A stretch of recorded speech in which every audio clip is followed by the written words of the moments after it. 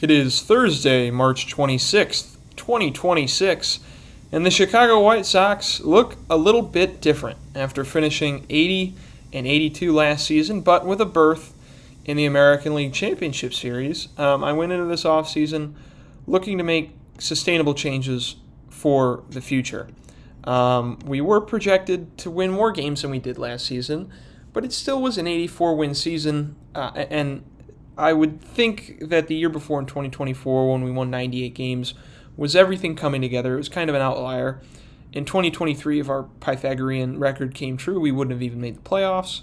And so in the last video, I detailed how I overhauled the coaching staff. I added a new manager, and the system is filled with much better coaching now. But in this offseason, I made a number of moves to make the team a little bit better. So I believe we left off here November 23rd, maybe? I don't know. We'll go through this. Gabler is our new manager. We traded for Eduardo Rodriguez. Yep, okay. Jake Miller we added to the 40-man roster. He's a lefty out of Valparaiso, 24 years old. Formerly in the Tigers system. Made his major league debut last season with the Washington Nationals. We claimed him off waivers after he was traded for Israel Pineda. He's got a good personality class, and again, he's a lefty that can possibly start, so I figured I'd give him a shot. He's still got options left. In December, we make a trade. I was getting offers for a while for Luis Cardenas, and I mean, he's not very good. He's already 19, and he hasn't progressed at all. I kept getting offers for him, and so I figured I'd look and see what we could get. I also sent away Ricardo Brizuela for these three players from the Rockies. Miguel Yolola, I think.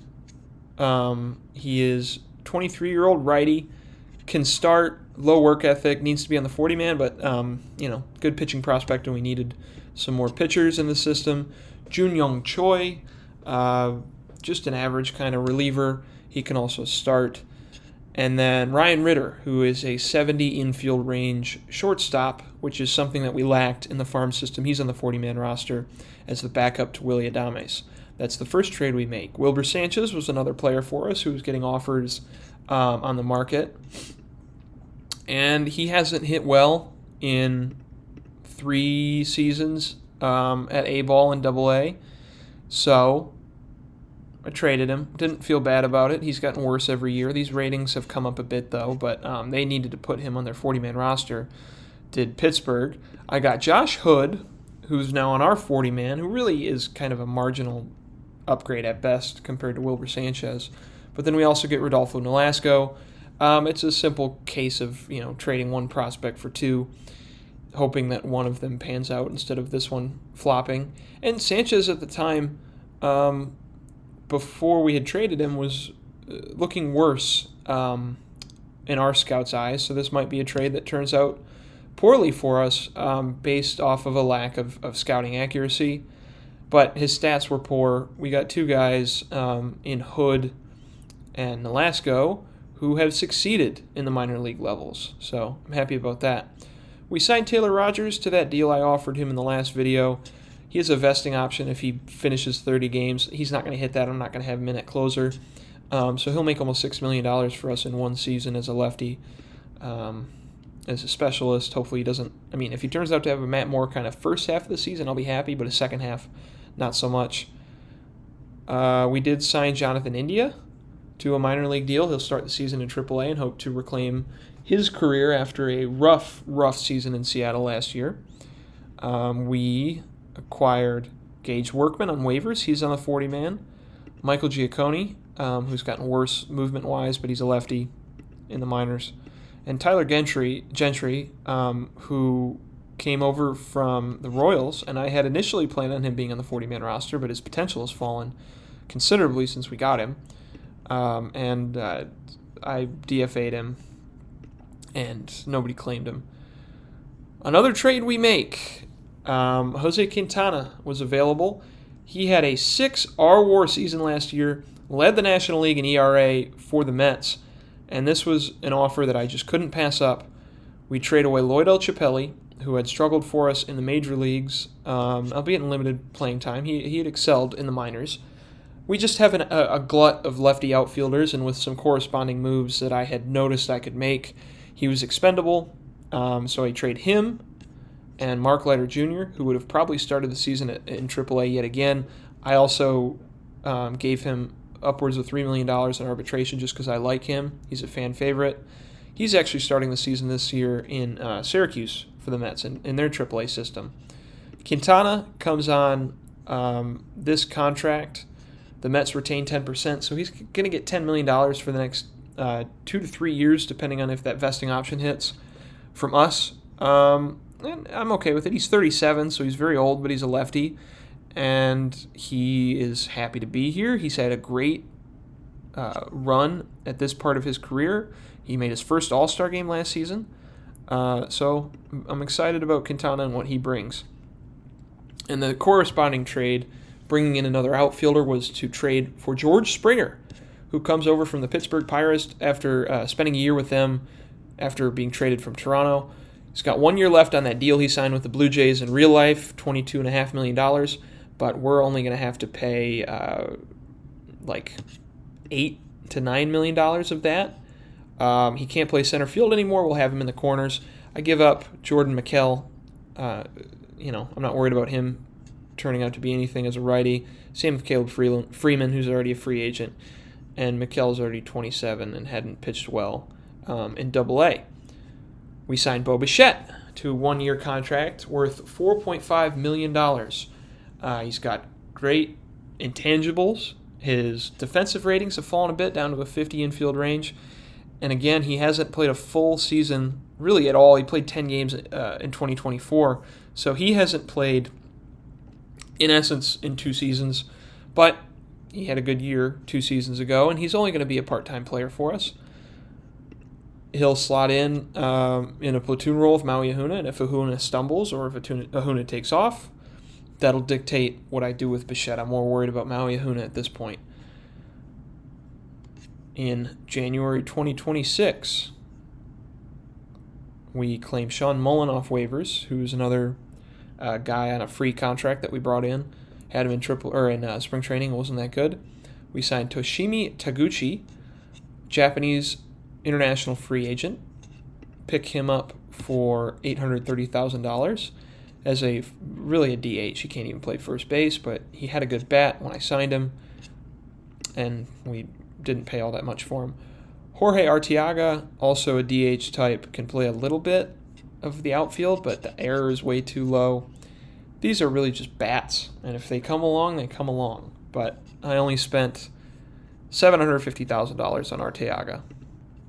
But the real gem was actually Esteban Ojeda, who can actually play left field passably.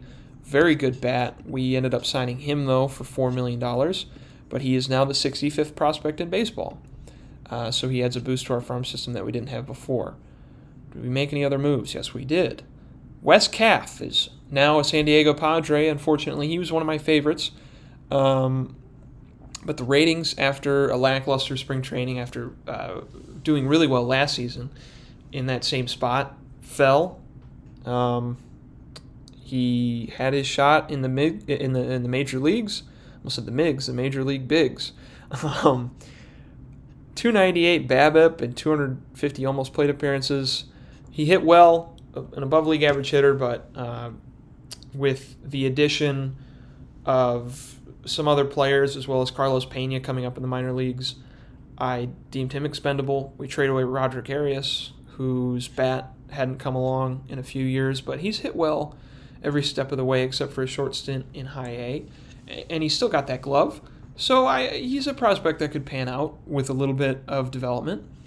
We get Fernando Romero in return, who has a sore shoulder. He'll be out for the first 4 weeks of the season, but this movement at 80, great sinker ball. He's a righty. We had an open spot in our rotation, and he had a great season with the Padres a season ago, 3.74 ERA, and 180 and 2/3 innings pitched. We need innings from our guys, and we have a lot of guys like Wes Kath, unfortunately for him, or fortunately, maybe he has an opportunity now with San Diego. We'll check the lineup Yeah, he's their starting DH there, which I don't think he would have been for us or would have been for a very short time before we brought up Pena, who I am starting in AAA this year just because I don't want to. I'm going to be honest. I'm manipulating his service time. He is too good of a player. 895 OPS in spring training. I mean, this guy's ridiculous. He's going to be a first base DH type, can play a little bit of outfield. Now the number 17th prospect in baseball. He'll be up very shortly, but again, I'm game in the service time. So let's look at who did make the starting lineup. You see Bonert's down in AAA, DeMartini, George, Hackenberg, India, Billy Sullivan, Colton Wong, the usual suspects there. Jackson Davis, his potential went down. Jacob Walsh has come up, though. Esteban Gonzalez is doing okay.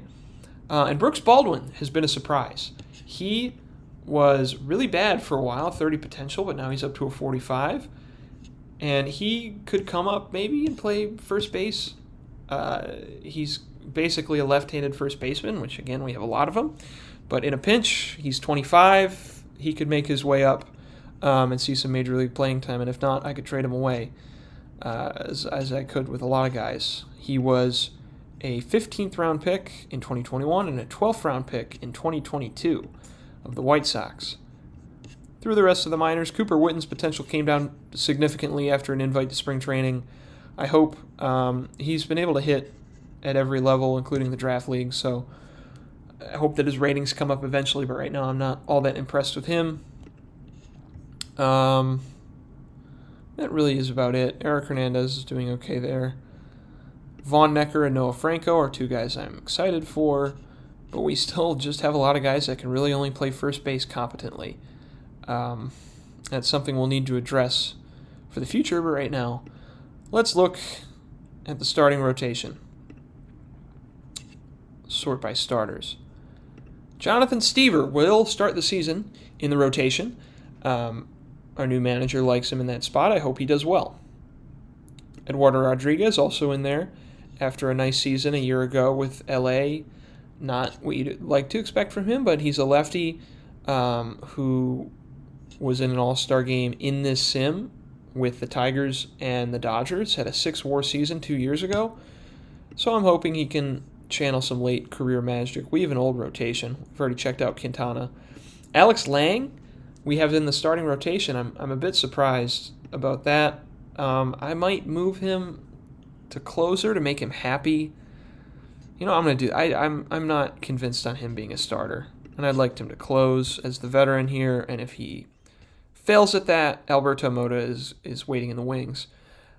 So with that move, our manager wants Christian Mania to slot in as a starter, and I'm not upset about that. I'd like to give him one shot in the rotation. So Stever and Mania as our unknowns. We add Giolito into the mix as our knowns. He is a free agent after the year. I don't know why he's unhappy. Pitched well in spring training. He's had 3 consecutive good years for us, but this might be the year where the bottom falls out for him. Lucky for us, we have some options to replace him if need be in the minor leagues. I made sure to bring in a couple starting pitchers. Brandon Williamson's going to start the year down there, and Bonert could also always come up as well. We've got options there. In the bullpen, if Lang closes, then we now have Mota in a setup role. He does have a sore elbow, but he got that injury about halfway through spring training. I'd like to just keep him on the roster right now, and if he doesn't play, some other guys will get some playing time, but he's our best reliever by ratings. Andrew Abbott, I have high hopes for him. He could be a starter, but with the 2 lefties we have, I don't know. Yennier Cano is back in the bullpen after 2 serviceable years for us. Giovanni Moran is back up as one of the lefties. He's happy to be here after only pitching 14 innings last year in Chicago. Taylor Rogers we signed and talked about. Didn't have a great year with the Dodgers last year, but 2 years ago with San Francisco and LA, played well. Josh Sabors is back again with us after, again, 2 solid years. So we're bringing back some experience in this bullpen. We bring in Jose Soriano on waivers from LA. He had the best season out of any of these guys last year, but not with us. So we'll see what he does. But again, we've got options for the bullpen. Billy Sullivan is coming along. Jake Miller, Austin Bergner. We could bring up Bonert as a reliever at first. We have some guys that can play. Not a lot of pitching in Double-A. That's a weakness of our organization, but that's been kind of my mission, not to sell out for pitching prospects as much because they're so fickle. To the lineup now. I guess I'll start positionally. Jimmy Crooks is up with the big league club after really destroying spring training, a 1357 OPS. Hit really well in Double-A and Triple-A last year, but in a very abbreviated opportunity, did not in Chicago. I still think he could do it in a platoon role. Harry Ford in there as well at 23 years old. Didn't hit well in spring training. I'm a bit worried about him. There just weren't really any options at catcher in free agency or via trade to bring in as a veteran. So we're rolling with two guys, 24 and 23. We'll see what happens. Andrew Vaughn. We all know who he is.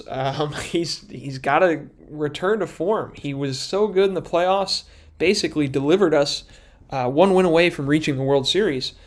But he's got to show it in the regular season this year. Bounce back is needed from Vaughn. Maui Ahuna will start his big league career out of training camp. Did have a month last season, but now he's a starter. Might be the heir apparent at third base rather than second. I'm not sure yet. He can play all over the infield. He'll be very helpful for us this year. And he didn't make it up extremely quickly since we drafted him, but he makes his debut at age 23 as a college player. Bo Bichette, talked about him. He's in there. Ryan McMahon comes back. He's been rock steady for us over the past 2 seasons. He is a guy that I worried about coming in with the bat, but he's actually played better here than he was in Colorado. And he's been great with the glove, so we'll stick with him as long as he stays good, and that'll be for the next 2 years. And then maybe we move Ahuna to third base if another second base option pops up. Wilfred Veras also showed up well in spring training. His ratings have declined a bit, but at 23, I think the sky's the limit for him right now. Looks like he'll be able to play a good third base. His defensive ratings have improved vastly since we first started this simulation. He's an all-star at 22. Past his rookie eligibility, he hit a wall last year. Hopefully he doesn't this season. Willie Adames will slot in as the starting shortstop and our captain. Didn't hit well in spring training, but I hope this glove keeps up. We're not selling out for a shortstop defensively this year, and I need his bat to carry that. You know, if I'm not going to trade for a defensive wizard at shortstop, I need an offensively capable one. Oscar Colas back after a pick-me-up season in his third year in the big leagues. Still can play a good left field. He's happy. Didn't hit well in spring training, but ratings are still there, and he hit 26 homers last year. I'm expecting above 30, I think, this season for Colas. Terrell Tatum is back as well. He'll be the first one to go down if he struggles, and Carlos Pena will come up. And even if he's like a league average hitter, I need him to be better than that. And I think he can be with that eye, but his ratings have come down a bit. We'll see what happens. He's starting in a bench role. Luis Robert could be the fall-off year. I don't know. This is his last year before his team option, so if he's just great with the glove, he's still a valuable player, but the bat's been so good over the past few years, that's what we expect from him. The BABIP was very high last season at 361. So I'm expecting more of a 110 OPS plus kind of year, I think. Benny Montgomery in right field, playing in a platoon with Colas, really I want in left. But we have Tatum up with him. I'm not going to send Montgomery down. He's a righty, Springer's a righty, Robert's a righty, Colas is a lefty. But we have a lot of righty bats right now. If Tatum struggles, he'll be the first to go down, like I said. Montgomery is our right fielder of the future, but right now he's struggling. He's struggling in spring training. Had a good season for us last year in about 2/3 of the season worth of games. He can play all over the infield. He's a very valuable player, but bringing in this bat of George Springer, and maybe it's not a great bat. It's just he's a spark plug. He's the veteran presence that I think we've been missing on the offense. And if he can put up a season maybe like he did in 2023 for Toronto, 120 OPS plus, that would be welcomed from him. So that'll do it for the lineup preview. We'll look at the preseason predictions. And we're projected to win 83 games, better than the 77 last year. And again, predicted to win the AL Central for the third consecutive season. We're projected to have what looks like the second best offense in the division and the third best in the American League. We scroll down here, though. We don't have any individual players, but I think as a team, we will come together and perform. Phillies predicted to lose 100 games. The Nationals, second best team in the American League. Cubs, Reds. An interesting setup for this sim. It's turned out to be. So there you have it. Here's the new White Sox this season. Right now, our manager is Bo Bichette at designated hitter. It's an interesting lineup. We might make some moves. Got some catchers. Still got Siegler. Still got Reynolds and Hackenberg. We have Pena to come up at a moment's notice with this skill set.